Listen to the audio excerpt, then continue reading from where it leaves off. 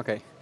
Yes, I'm pleased I can talk about our solution, enerthing solution here. The topic of the presentation is light-powered IoT at scale, and the case we're focusing on is digitizing buildings. So what we all know is that buildings significantly contribute to the emission of CO2. Nearly 30% of CO2 emissions come from buildings, and these are the buildings that are currently operated. So it's the existing building stock that causes this CO2 emissions. And fortunately, there are kind of regulations that force kind of building owners to act, and the goal, as we all know, is to reach 0% CO2 emissions from buildings in 2045. So we all hope we will get there. But so a big kind of an approach to lower the emissions is reducing the inefficiencies.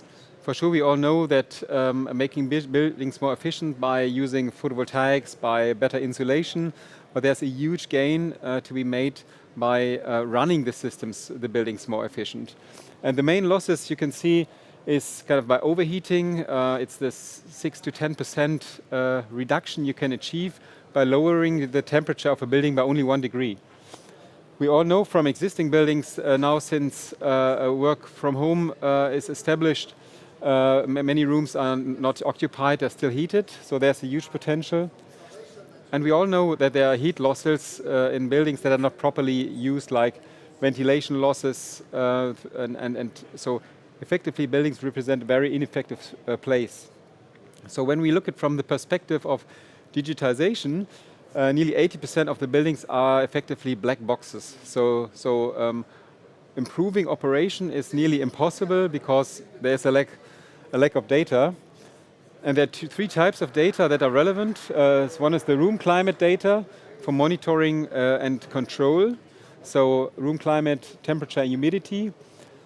Is the occupancy data, is the space really in use or not? Does it need energy or is there no need for energy? And at the end, it's air quality data that again relates to energy efficiency, because the purpose of a building is to provide good air quality and good temperature. And having this together solves the problem, but you have to monitor air quality in order to understand how to bring fresh air, to what level to bring fresh air into the building, and that always costs energy. And I would like to show a very nice example. One of our largest customers is the Deutsche Telekom. In Germany, the Deutsche Telekom, they own more than 6,000 buildings.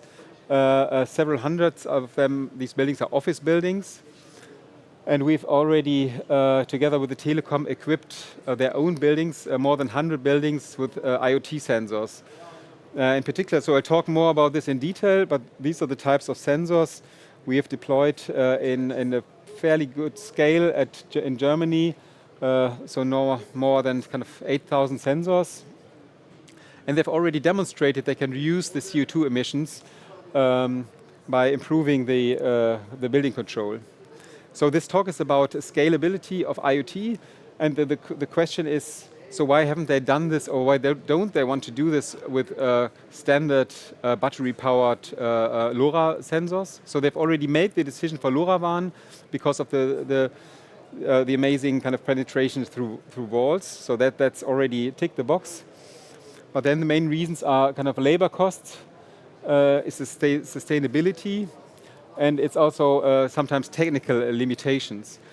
But labor cost is the main factor, because in the ideal world, they don't want to visit a sensor again. So once deployed, but never kind of maintained. So the big top, because of the huge kind of volume they need, there's no case for battery-powered IoT sensors in such a volume. And and I had a look kind of, if you look at the current landscape, currently as we have battery-powered sensors and they need maintenance for sure, not every LoRa sensor need maintenance, because some run over whatever 10 years and sending very limited data and fairly stable batteries. So I wouldn't argue against, let's say, a use case for battery-powered sensors for long lifetime. But when it comes to building operation, you need very frequent data. So you need data every 15 minutes. You need more than one type of data value. And then you end up in maintenance circles of 1 to 3 years. Then there's a hybrid case. If you look at the current market, there's some IoT sensors that come with a photovoltaic module and with a primary battery. So you extend the range, but the time will come, the day will come when you have to replace the battery. And what we are focusing on is, we call this 100% harvesting, so no maintenance at all, 15 years plus a stable operation. And what we believe, what is needed to provide the service are 3 elements. One is a very efficient energy harvester. So effectively it's all about the power, as we all know from the battery topic. And this is the photovoltaic we've integrated. I will talk about this later. And the second is the system design.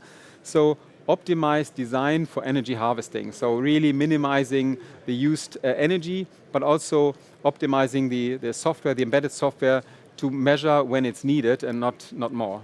And the third element we believe is really important is the operation. So we look at every sensor like a small energy plant. So it gains energy from the environment and it uses the energy to do measurements. But understanding the energy balance of every single device out there is really important to guarantee the stable operation. So what we've done, so first just a little bit about photovoltaics and indoor photovoltaics, because we're talking about artificial light. You see here in green the artificial light spectrum, and you see here in yellow the spectrum of the sun. They're significantly different. And this is also what you have to consider in order to develop and tailor the most efficient energy harvester. And just an example, office space, you have 500 lux, sometimes at the wall 200 lux, or even less. Compare this with outdoor environment, it's 100,000 lux if you would take the same metrics. So it's really significantly less. And the challenge is to develop a very efficient harvester. And we've integrated our own photovoltaic technology in our products. And such a product, the sensor here, delivers roughly 700 microwatts, 0.7 milliwatts to our device in office environment, whereas our larger version in the industrial case, even 2 milliwatts. And this is a power you can really do a lot. And we as a company, we've also not only developed the photovoltaic technology, we are also producing the photovoltaic technology. So we have a capacity of nearly 25,000 of these modules here, the photovoltaic modules we can produce in our site. So it's a really scalable process and technology. And so what we combine is let's say, the high power. So depending on the dimensions, we harvest more than 3 to 12 times more power than conventional photovoltaic technology, like you know from your pocket calculator. And therefore, we were able to integrate quite a large number of sensors. So we can measure temperature, humidity, CO2 concentration, presence, and even acceleration. So if the sensor is moved, we can detect this. So it's the entire data set provided with one device. And then, as I mentioned before, on the cloud level, we do the monitoring of each single device. So we understand the spreading factor, but at the same time we understand how much energy has been used for measuring and sending the data and how much has been harvested. And so how we look at this, so we've engineered the device such that we can store enough energy to cover months of very low light. So effectively, the sensor can go through kind of a phase where it harvests less energy than consumes over months, while in the summer or in the winter, it varies, it gains more energy. So the effective energy it gained over the year has to be slightly above zero, and then it will operate over 15 years and longer.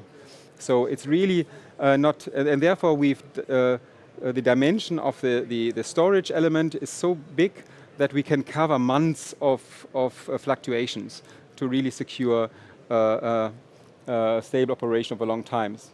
And the use case from here, for sure, it's not only measuring, but we combine this with other IoT components. For example, valves, again from a partner from us, based on energy harvesting. In this case, these valves use the thermal energy, heat from the radiator. And by combining both, you end up in a very kind of, well, in a fully maintenance-free world of an IoT deployment. Another example I would like just to give, and another challenge we had, is there's a fairly big food logistics company in Germany, the Nagel Group. They're the biggest in Germany, having more than 80 logistics spaces, covering temperature range from 5 degrees down to minus 20 degrees. And even in the deep, extremely cold environments, it's quite hard to power devices based purely on batteries. And again, so that's what we could demonstrate by energy harvesting. Since there are always people in such environment, you can provide energy from light, and we've demonstrated that we can now run 80 logistics centers with nearly 20 to 30 sensors each. And we not only do the temperature monitoring, but also we do the alarming. So it has to be really, and that demonstrates that there's a trust in the system. It mustn't fail. So because if there's a cooling system fails, we have to provide the data. It has to be really safe. And this is, I think, very good to demonstrate that energy harvesting is a technology in our IoT device that can deliver stable data even in very critical environments. Just an example, what we learned at the Nagel Group, they're also interested in energy losses through their logistic gates. If you have a temperature difference of 20, 30 degrees, it's really important to keep the gates closed. And we've developed a sensor that detects the level of opening of these logistic gates. Just an example that, yeah, depending on the IoT use cases, we can adapt the technology and make it work under these environments. Yeah, that brings me already to the summary of the presentation. So we believe that this combining really energy harvesting opens up a space that's really large, because it's not only stops at the piloting, but it demonstrates that scalability is possible. We believe that we need these three ingredients: the very high efficiency energy harvester, the integrated system design, and the cloud-based energy management, the control.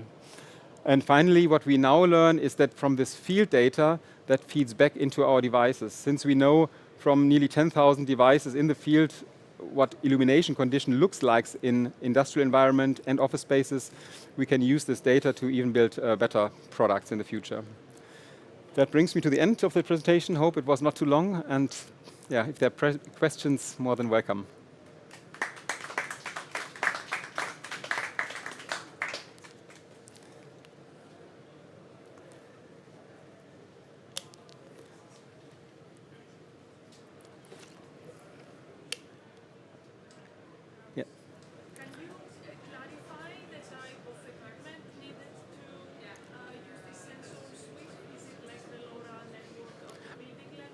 Oh yes, so it's a LoRa network. Yes, so it's so what level would you mean? Did you?